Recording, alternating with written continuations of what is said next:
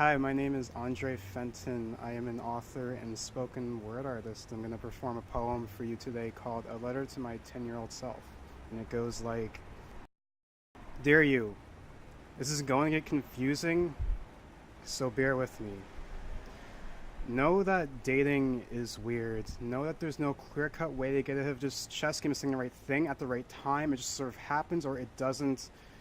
Like when you lie to a girl and say that you're really good at making nachos, but you're really bad at making nachos. So when she asks why is there hot dogs in the nachos, you say that you want to live on the edge when in truth, you just want to impress her. But she's not impressed. But contrary to your belief, she will call you back. But the smoke of fail will never fill your lungs unless you light the match of try. So pick yourself up and learn to light that match again. And don't get too caught in the idea of someone being the one, because life is too complicated for that. But know that love is gentle, and the first time you kiss her, something in your chest will expand beyond the vastness of your imagination, and the butterflies will settle down, and the lights will go out, yet the music is still loud, and your bodies are still moving to the beats, and the only way you know she's still there is her hands clasped around yours, so please, try not to step on her feet. But know that's not going to last forever. It's going to feel like the butterflies are slowly dying out and your feelings will decay into the idea of isolation. And when your heart breaks, you realize that holding on isn't the heaviest burden. It's learning to let go. I know that you like to eat and that you get bullied, and one day you hit a target mark of being morbidly obese, and a doctor will look at you like if you're already deceased and write you off like so many others have. And I know that the scale is your enemy. There's always telling you the truth you don't want to hear, but I know deep down that you care. So just let the tears admit that you have a problem, because it's an empowering thing, and it makes you realize that not everybody in this world is out to get you, because the world can also be a healing place. It's not just meant for hate. So make that first step in the right direction. Let's talk about depression. I mean, I don't expect you to know much, but sometimes you'll be terrified of yourself, and you'll seek help to realize the system is broken. You'll be medicated to be considered normal, but you can't throw punches with your hands tied around your back. Instead, it'll feel like you're trying to do the electric slide with bricks for feet, and each night will be a repeat. And I wish I could say this was easy, but it's not. Because sometimes you have to rise, even if you're trapped in the gravitational pull of your bed, but know that you are still here. You are silly, shy, sarcastic, with battery-powered happiness, and having a chemical imbalance does not mean you are broken.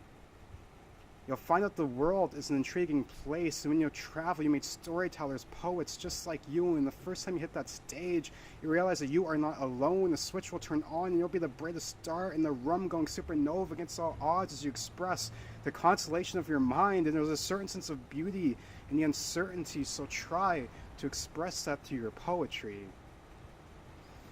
Last but not least, spend more time with your grandmother, because when she's gone, you'll feel the sudden emptiness that no food can fill. The only thing that will is gone, because life is fragile. And it's far too short to ignore those who are around you. I know that your family seems like it's full of misfits and people you don't agree with, but they're still bound to your existence, and for that, thank them for dealing with your bullcrap. Because not many people will. So tell her that you love her, because when she's gone, you'll wish you have said those words more often. Life is a confusing journey that takes down the best of us, but it's a journey worth living if you're surrounded by the right people, and you only have so many spoons. But you won't get that reference just yet. So keep going. Pull yourself up, open that door, and learn to love like it's the only language you can speak, and learn to live like it's the only thing you can do. I know it's not easy, and I know there will be days when you cry, those days when you have to arm wrestle your own mental health and push the idea of toxicity, but there will be days when the weight of the world can't be held up by brute force. So learn to listen to your heart, and soon after, the pain will cease fires. You learn to rebuild this body that you call a home with a foundation of empathy while tearing down these invisible walls of uncertainty. I need you to believe in yourself.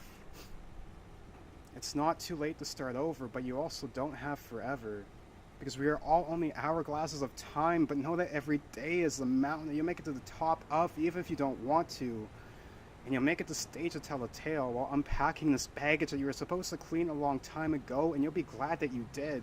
You'll be glad that you had this ode to teen angst, this clown car of tall tales, this minivan of short stories, the songs of the unsung that are finally sung, the jump between the anarchy of adolescence and the adjustments of adulthood. Dude, you made it. But this isn't a serious finale. I'm writing to tell you just got renewed for more seasons because life is a never-ending journey of short stories that we carry within our hearts, so it's up to us to share them, so I write to you. The days end with darkness, and mornings begin with light, so just breathe, soak it in, because you're gonna be alright. I can guarantee it gets better. Sincerely you, the Shy Kid. Andre, that was an amazing poem. Thank you for sharing that with us. Thanks for having me.